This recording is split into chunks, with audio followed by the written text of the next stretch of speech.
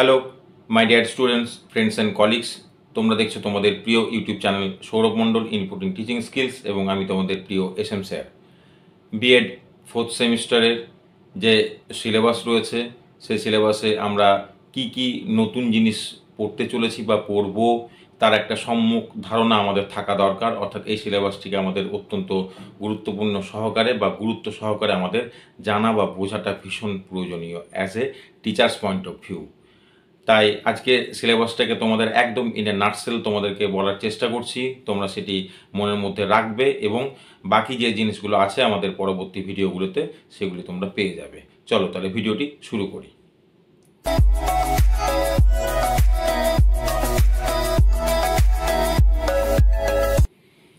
প্রথমেই বলি, B Ed fourth semester এটি এমন একটা সেমিস্টার, তোমরা যখন তিনটে সেমিস্টারকে পার করে এসছো, ফার্স্ট, সেকেন্ড এবং থার্ড, সেখানে তোমরা যে এক্সপিরিয়েন্সটা গ্যাদার করেছো এবং সেখানে তোমরা প্রথমে থিওরিটিক্যাল নলেজ নিয়েছো এবং সেই নলেজগুলিকে তোমরা স্কুল ইন্টার্নশিপের মধ্যে তোমরা সেটাকে অ্যাপ্লিকেশন জোনে গেছো এবং সেখান থেকে একটা অভিজ্ঞতা সঞ্চয় হয়েছে এবং বাস্তব পরিবেশ পরিস্থিতির সঙ্গে তোমরা সেখানে দেখা বা বোঝার একটা সুযোগ হয়েছে তোমাদের, যে আদপে স্কুলগুলিতে বা ওই ধরনের যে পরিবেশ, সেই পরিবেশের মধ্যে অ্যাকচুয়ালি বর্তমান সমাজে বা বর্তমান যুগে কি ঘটছে, এই ঘটনাগুলি তোমাদের নিদারুণভাবে তোমাদের মধ্যে ইম্প্যাক্ট ফেলেছে।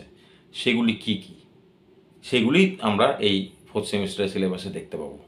আমরা প্রথমে আসি কোর্স নাম্বার 1.4.6 অর্থাৎ সিক্সথ পেপার। 1.4.6-এ এটি হচ্ছে enter deals with gender education. Gender যেটি এমন একটা দিক যেটি হলো সমাজ তাকে যে চোখে দেখে, অর্থাৎ আমি আমাকে যে চোখে দেখলাম বা নিজেকে যে চোখে আমি দেখছি, সেটা আমি সমাজের একটা পার্ট হিসেবেও বলতে পারি। আমার নিজের ভিতরে অর্থাৎ শরীরের মধ্যে যে রক্তমাংসের শরীর, সেখানে যে ক্রোমোজোমাল যে ইফেক্টটা রয়েছে, বায়োলজিক্যাল সেন্সের যেটা রয়েছে, সেটা কিন্তু আমার সেক্স। কিন্তু সমাজ আমাকে যেভাবে দেখছে, তারা যে পরিচিতি দিচ্ছে, অথবা এটা হতে পারে আমি আমাকে যেভাবে যে পরিচিতিতে নিজেকে জাহির করতে চাইছি, সেটি কিন্তু হচ্ছে জেন্ডার। অর্থাৎ সমাজ দ্বারা নির্ধারিত যে পরিচিতি, সেটা হলো আমাদের জেন্ডার আইডেন্টিটি।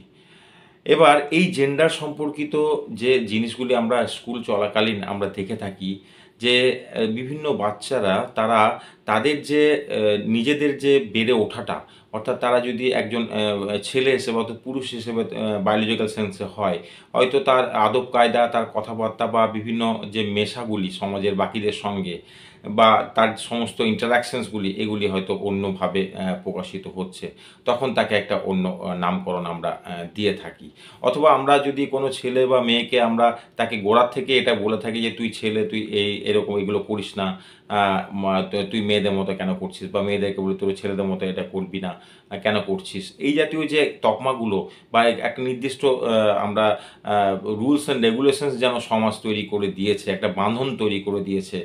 এই যে জেন্ডারকে আমরা স্টিরিওটাইপিং করেছি, ছাঁচ তৈরি করে দিয়েছি, এগুলি সমাজ তৈরি করে দিয়েছে। এগুলি আমরা এখানে সামগ্রিকভাবে জানবো এবং এটা জানতে গিয়ে আমরা একটা ইতিহাস জানবো। কি ইতিহাস জানবো? এখানে যে আমাদের পুরুষতান্ত্রিক সমাজ ব্যবস্থা ছিল, সেটি আস্তে আস্তে পরিবর্তিত হয়ে প্যারাডাইম শিফট হয়ে যা এখন আমরা দেখতে পাচ্ছি যে উমেন এডুকেশনের উপর এম্পাওয়ারমেন্ট করা হচ্ছে, অর্থাৎ উমেন এম্পাওয়ারমেন্টের যে একটা আমরা তাদেরকে ক্ষমতায়নের প্রক্রিয়ার মধ্য দিয়ে নিয়ে আসছি। এটা একটা দীর্ঘ আন্দোলনের ফল কিন্তু। তো এইটাকে আমরা জানবো যে পুরুষতান্ত্রিক সমাজ ব্যবস্থা কী ছিল, তার কুফল কী ছিল এবং আস্তে আস্তে আমরা কীভাবে সেটা পরিবর্তন করতে পারছি, এই জায়গাটা আমরা জানবো। তার সঙ্গে সঙ্গে বিভিন্ন জন যে এই আন্দোলনগুলি করে গেছে, রাজা রামমোহন রায় থেকে শুরু করে পণ্ডিত ঈশ্বরচন্দ্র বিদ্যাসাগর, বেগম রোকেয়া, স্বামী বিবেকানন্দ প্রভৃতি নানান মনীষীরা, তারা এই প্রক্রিয়ার সঙ্গে যুক্ত ছিল দীর্ঘদিন ধরে এবং আমরা সেখানে দেখেছি যে কিভাবে নারীর ক্ষমতায়নের জন্য তারা নিজেদেরকে জাহির করেছে, নিজেদের কাজকর্মগুলি করে গেছে। এছাড়াও আমরা যেটা জানবো সেটা হচ্ছে জেন্ডারকে যখন আমরা সামনে নিয়ে রাখি, তাকে এই যে ফ্যামিলি থেকে শুরু করে আমাদের যে নেবার্স থেকে শুরু করে বা বৃহত্তর যে সমাজ, সেইটাকেই বা আমরা কি করে আমরা পরিচিতির মধ্য দিয়ে নিয়ে আসতে পারি, এটাকে আমরা জানবো। এবং তার সঙ্গে সঙ্গে জানবো যে জেন্ডারের সম্পর্কিত যে জেন্ডার বায়াসনেস কী, জেন্ডার সেন্সিটিভিটি কী, সেন্সিটাইজেশন এটাই বা সেটা কী। এবং এই যে জেন্ডার নিয়ে কথাবার্তা বলতে গিয়ে বাস্তবে পরিস্থিতিতে যখন আমরা কর্মক্ষেত্রে যাই, সেখানে কী ধরনের হ্যারাসমেন্টসগুলো হয়, অর্থাৎ এখানেই জড়িত আছে বিভিন্ন রকমের সেক্সুয়াল হ্যারাসমেন্টগুলি রয়েছে। এবং এই সঙ্গে সঙ্গে আমরা অনেক রকমের জিনিস দেখতে পাই, তার তার রিলেটেড যে সমস্ত গ্রিভেন্স রিড্রেসাল অর্গানাইজেশনসগুলো আছে, সেখানে আমাদের কোন কোনগুলি রয়েছে, কি কি আইন রয়েছে, সেগুলি সম্বন্ধে আমাদের জানা দরকার, কোথায় কি ঘটলে কি করা উচিত বলে। এই যাবতীয় জিনিস কিন্তু আমরা এই কোর্স থেকে জানতে পারবো, যাতে করে আমরা পরবর্তীতে আমরা 21st সেঞ্চুরির টিচার হিসেবে নিজেকে পরিণত করতে পারি এবং আমরা যেতে পারি, এবং ওই স্কুলে ওই বাচ্চাদেরকে আমরা ঠিকমতো গাইড করতে পারি এই সমাজে চলতে গেলে কি কি করতে হবে। এটি হচ্ছে কোর্স নাম্বার 6-এর ডিমান্ড।